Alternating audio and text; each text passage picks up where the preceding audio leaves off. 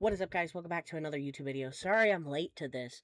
This was recorded like maybe 6 hours ago.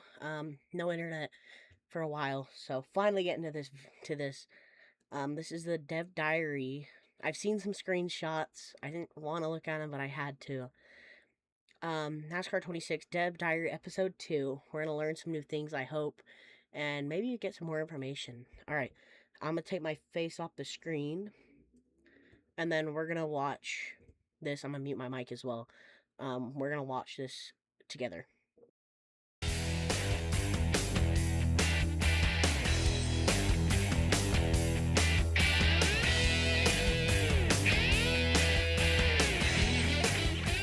Welcome to NASCAR 26 Dev Diary number 2. I'm here with Matt Lewis. I'm Kevin Bobbitt, your host, and we've got a couple of special guests here.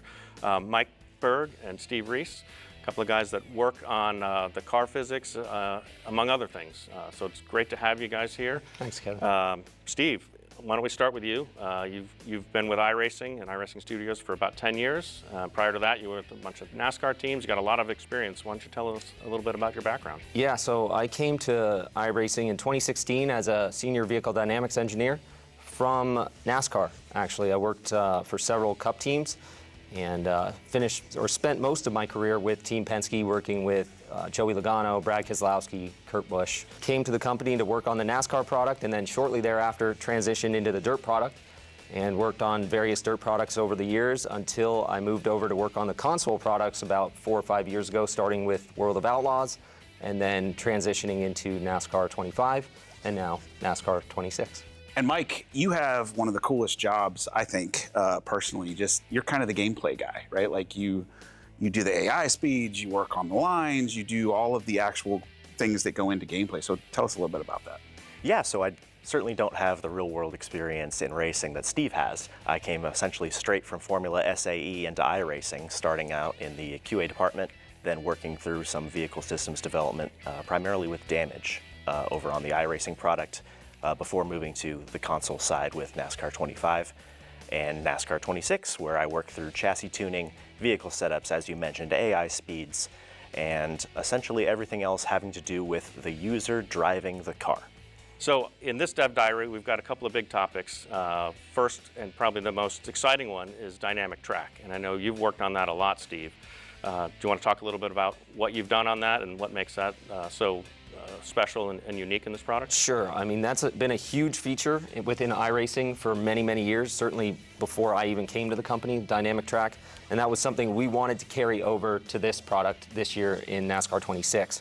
So providing a racing experience that's more dynamic, where the track grip levels will change as you run through the races, as the race progresses, and you'll be able to choose different lines and widen the racing groove, providing a much more exciting, realistic, and dynamic experience. So it's not just a visual thing. It actually changes the way the cars drive, right? The grip levels are changing as the race progresses, depending on where cars are running on the racetrack. So you're going to have to search around to find the grip to optimize the performance. That's half the fun. And I know this has been a hugely requested feature from NASCAR 25, so it's exciting that it's going to be in NASCAR 26. Yeah, absolutely. It's a great feature. Yeah, and Mike, maybe talk about how does that translate to the player, right? Like, what is the player going to experience from sort of that first lap in practice all the way through the checkered flag in the race? They're definitely going to notice that evolution, especially when you're looking at the entire length of the race weekend. So if you start out running the very bottom lane of every track at the very beginning of practice, and you run that lane through the entirety of the race, you can do that, but you will be leaving lap time on the table. So especially, it opens up more options as the weekend goes on, is the idea. In NASCAR 25, we wanted to promote multi-groove racing, and so we made, to the best of our ability, every lane work well if you were driving correctly. And that will not be the case, at least at the beginning of the race in NASCAR 26. You're going to have to find out for yourself where the grip really is as you move through the race, as you work your way through traffic, try to get to the front. So a whole new kind of strategy element that goes into finding your line, finding your groove. Oh, completely. And especially in races, if you're competing online, for example, you are going to be able to experiment and move away from the line that everyone else is running to try and find that speed. To go hand in hand with that, dynamic track is a big piece of it, but we've also talked a little bit about tire model changes and sort of this new tuning aspects that you guys have been really hard at work on making those changes. So what can you tell us about that? Yeah, absolutely. So this evolution of the tire model that existed in NASCAR 25 is really designed to be a differentiating vector between users. So making throttle application matter more, making brake application matter more. In the past, you could really slam on the brakes as hard as you possibly could to get yourself out of any sort of trouble. In a real life, in a real life race car, slamming to 100% brake going into turn 1 at Watkins Glen is not a good idea. So you're really going to want to learn where the braking point is on corner entry, learn how much brake to apply, and then the same thing applies with throttle on corner exit. So you're going to have to find where that tire will start slipping longitudinally versus laterally. In the previous game, we had roughly half of the tuning parameters that we have in the tire model for this year.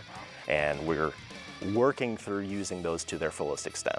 We've really decoupled the lateral and longitudinal behavior, so you just have to, like as Mike said, just the forces are separated so that the drivers need to apply things in a more realistic manner, cornering, braking versus throttle application. So.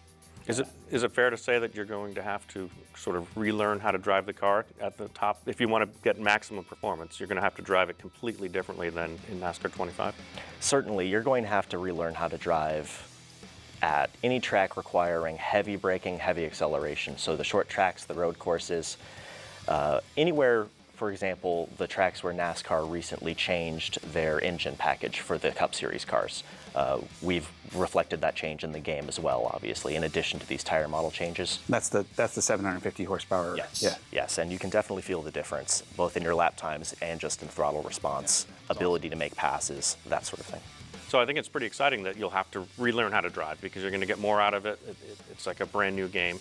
But the question is, most of our players are going to be using hand controllers, right? So how do these changes work with that, and what have we done to make the controller experience better? Well, the first and probably most important thing is we've given the users more options. So there will be more tuning parameters that the users have in their settings menu to be able to fine-tune their personal controllers to fit their driving style or fit what works best for them.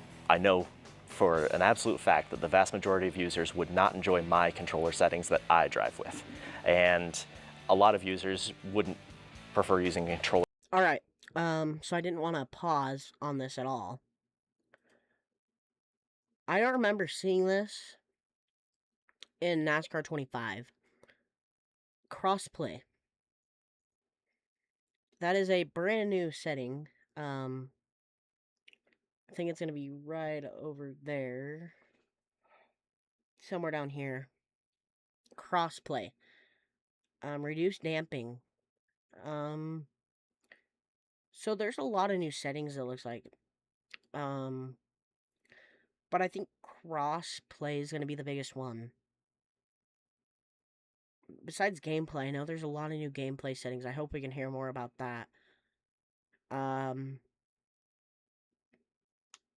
yeah, I can't really think of anything else. Yeah, I don't see anything else that's new besides music playlist. That's new. Or I think that's new, but yeah, we'll have to look at that a little bit more. Um but yeah, a lot more steering wheel, a lot more controller settings than last year. So we'll talk more about that. Hopefully they talk more about the settings. Controllers to fit their driving style or fit what works best for them. I know for an absolute fact that the vast majority of users would not enjoy my controller settings that I drive with. And a lot of users wouldn't prefer using a controller at all. They'd prefer to use a wheel. But when it comes to the controller settings, it really is a personal thing. And we're allowing people to really get into the nuts and bolts of fine-tuning that this year. Okay, I want to touch on that really quick. That's huge right there. NASCAR Heat 5 had something similar to this. But that's really, really cool. So I guess it tells you, I guess you can pick the speed that you're going. Braking in the red zone is likely to lock up the brakes. The braking strength setting in the advanced control determines how much braking is allowed in the red zone. That's pretty cool. So it basically can tell you like how much brake should you apply to not lock them up, which is really, really cool. Really get into the nuts and bolts of fine-tuning that this year. And so, Steve, one of the questions we get a lot is like, what do you guys use when you're tuning the game, right? Like, are you a controller guy? Are you a wheel guy? How do you go about it? Yeah, I think Mike uses both, probably, perhaps wheel more, but I tend to rely exclusively on the controller. And as Mike said, there's just so many options this year.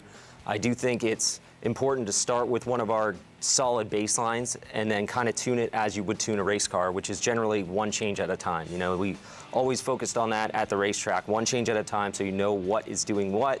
And, you know, it's really the same way you would attack or approach attacking the controller settings. Yeah, it's a good point, and I've brought this up before as well. Going into those settings, you can get yourself in just as much trouble as you can help, right? So small changes, 1 or 2 sliders at a time. Don't go beyond that to exactly your point. Just like tuning a car. Yeah. And Mike, we have improvements on force feedback as well, though, right? Yeah, so like Steve said, I'm primarily a wheel user, although I do jump back and forth for various tuning purposes. And this year we've been given the keys to the kingdom, if you will, as far as force feedback tuning, to really get into the deep code and make some pretty substantial improvements across the board.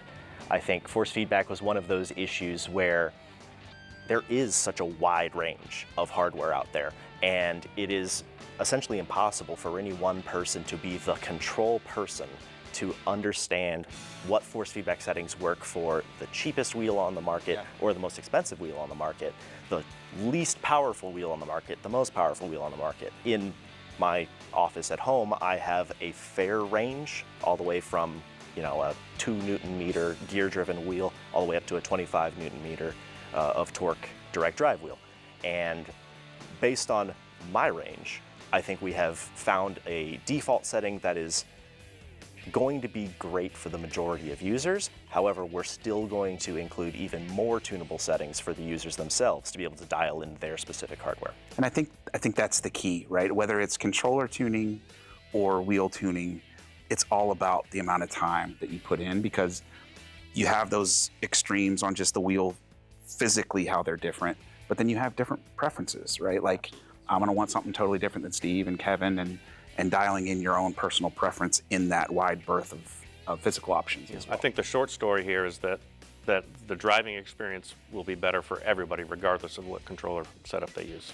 Absolutely. Right out of the box, it's going to be better for you, and you have the ability to make it better for yourself from that new baseline. So you just said right out of the box, it's a great experience, regardless of controller. But the controller is super important, as well as car setup. So how can a player really maximize their experience? Yeah, I think this year's version of the game is just far superior in terms of your ability to go from being a beginner user to an advanced hardcore user and enjoy the game. You know, you don't have to be a super experienced driver to have a lot of fun with the game, but if you are very experienced and you want to dive deeper, the options are nearly endless in this version of the game. Yeah, it's really all about that. It's all about giving the user options to customize their experience if they want to, but also giving them a good experience to start off. And like Steve said, you can really learn and grow as a driver throughout using this game, and even through something we haven't mentioned yet, which is the peak performance mode, which is a training mode where they can learn to drive like me. Those lines are my lines that I've run. So if you want to learn how to drive, for example, Kansas, the way I have driven Kansas, we will teach you how to do that. It's probably safe to say Mike has driven more lines or more laps than anyone of this game, I would say. It's definitely. That's a good point, though, because a lot of players will grow as they play the game. You may, out of the box, you may be simple, and I just want the baseline, whatever it's set at, and then as you become a better driver within the game, the options are there, right? I think that peak performance tip is key, because even if you do have a ton of laps, there might be a tenth or two here or there that you can pick up by watching what Mike has done, right? It might be letting off a tick earlier or getting back on it a tick earlier, depending on the track. Maybe using a tiny bit of brake where you haven't typically been using a little bit of brake to set the car down. Like, I think no matter what your skill level is, you're going to get some value out of that mode. Yeah, absolutely. Seeing someone else try any task is helpful to you. Even if you're seeing someone of a higher skill level than you, of a lower skill level than you, just seeing how someone else approaches a problem is always going to be helpful to your learning process. All right, well, guys, thanks for joining us here on the Dev Diary #2. It was great to have you. Great insights on everything. Pre-sale is available right now. Early access is September 15th, and regular access is September 18th. You can check everything out at NASCAR26.com. Thanks for watching. All right, so we learned some brand new things in this game. You guys already heard the video, so I feel like I don't need to cover it.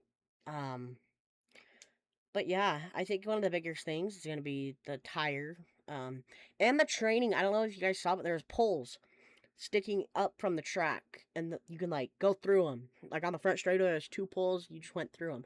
That's very interesting. So when I get the game, hopefully, that's going to be one of the first things that I try to test. But I hope you guys enjoyed this video. NASCAR 26, September 15th, I think he said, for early access. So I hope you guys have a good day. Make sure to like and subscribe. It's HJC93, and I'm out.